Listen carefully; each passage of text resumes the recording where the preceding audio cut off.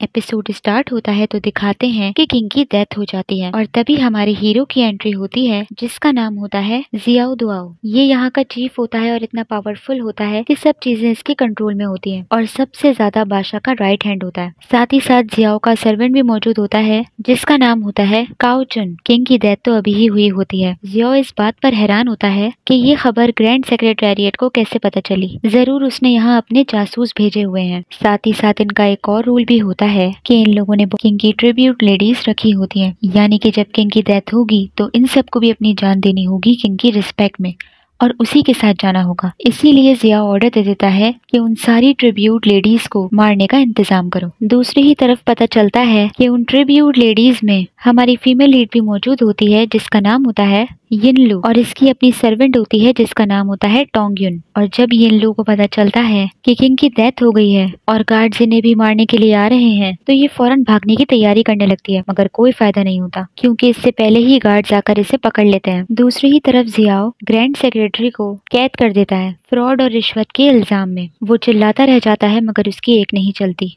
साथ ही साथ इन tribute ladies को मारने की जिसे जिम्मेदारी दी गई होती है उसका नाम होता है यान। अब ये यान काफी लालची होता है। जिन लड़कियों की फैमिलीज ने इसे रिश्वत दी होती है ये उनके नाम ट्रिब्यूट लिस्ट में से हटा रहा होता है। साथ ही साथ वहाँ एक और लड़की भी मौजूद होती है जो कि काफी डर रही होती है और यिनलू से मदद मांग रही होती है कि तुम्हारे फादर तो ग्रैंड ट्यूटर हैं, तो जब वो तुम्हें बचाने आए तो प्लीज मुझे भी बचा लेना। मगर यिनलू उसे कहती है कि अगर मेरे फादर को मेरी इतनी ही परवाह होती तो वो मुझे यहाँ मेरी सिस्टर की जगह ना भेजते। मगर यिनलू यहाँ से भागने की प्लानिंग कर रही होती है और इस लड़की को भी अपने साथ शामिल कर लेती है। दूसरी ही तरफ क्वीन की एंट्री होती है जिसका नाम होता है रोंग आन। इसकी पोजीशन अभी भी इतनी बड़ी नहीं होती, इसे क्वीन दोवागर वाली पोजीशन चाहिए होती है। यहाँ ये किंग की कॉन्कुबाइन शाओ को जेलेसी में जहर देके मार देती है और इसके बेटे को अपनी कैद में कर लेती है। और ये शाओ को इसलिए मारती है क्योंकि किंग सबसे ज्यादा इसी से मोहब्बत करता था। और इसी सीन के दौरान जियाओ आता है और पता चलता है कि रोंग आन का जियाओ के साथ लव अफेयर चल रहा होता है। ये जियाओ के साथ रोमांटिक होने की कोशिश कर रही होती है मगर जियाओ इसे ये कहकर रोक देता है कि अभी ही किंग की डेथ हुई है और मुझे डर है कि किसी ने हमें देख लिया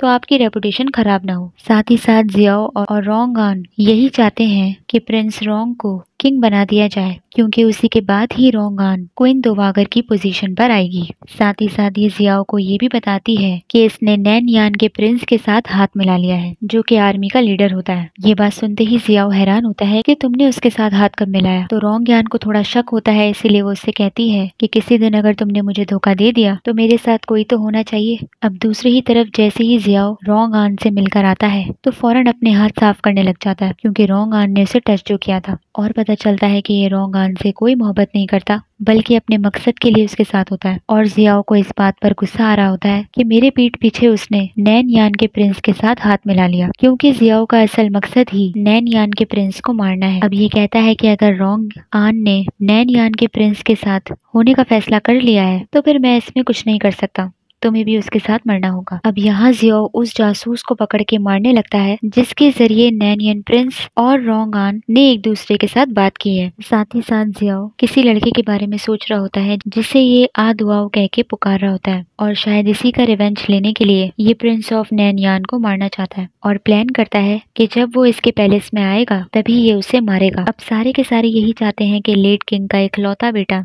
जिसका नाम रोंग है वो किंग बने, मगर अभी उसकी उम्र छोटी होती है और रोंग आन ने उसे अपने पैलेस में छुपा कर रखा होता है, किसी को भी उससे मिलने नहीं दे रही होती। अब जियाओ को प्रिंस रोंग को क्वीन की कैद से बाहर निकालना होता है ताकि प्रिंस रोंग को ये कंट्रोल कर सके, मगर ये करना इसके लिए थोड़ा मुश्किल हो रहा होता है। इसीलिए इसे किसी ऐसे बंदे की जरूरत होती है जो कि क्वीन रोंग आन का मुकाबला कर सके और रॉयल फैमिली से ही हो। इतने में ही बादशाह का भाई जिसका नाम होता है प्रिंस फू वो जियाओ को मिलने के लिए बुला रहा होता है। प्रिंस यू की कोई हैसियत नहीं होती और सब उसे यूजलेस कहते हैं क्योंकि वो सिर्फ लैंड्रेन ही बनाता है, मगर जियाओ कहता है कि ये प्रिंस फू ही मेरे बहुत काम आएगा। अब रोंग आन ने पूरे पैलेस पर सिक्योरिटी बढ़ाई हुई होती है, किसी को आने जाने नहीं दे रही होती, इसीलिए प्रिंस फू भी कहीं आ जा नहीं पा रहा होता। तो जियाओ उससे खुद छुपकर मिलने के लिए आ जाता है और यहाँ पता चलता है कि प्रिंस फू ने इसे यिनलू को बचाने के लिए बुलाया होता है। प्रिंस फू को यिनलू पसंद होती है और ये इससे कहता है कि हम दोनों काफी क्लोज हैं, मैं नहीं चाहता कि वो बेवजह की मौत मरे, इसीलिए जियाओ से रिक्वेस्ट कर रहा होता है कि तुम उससे बचा लो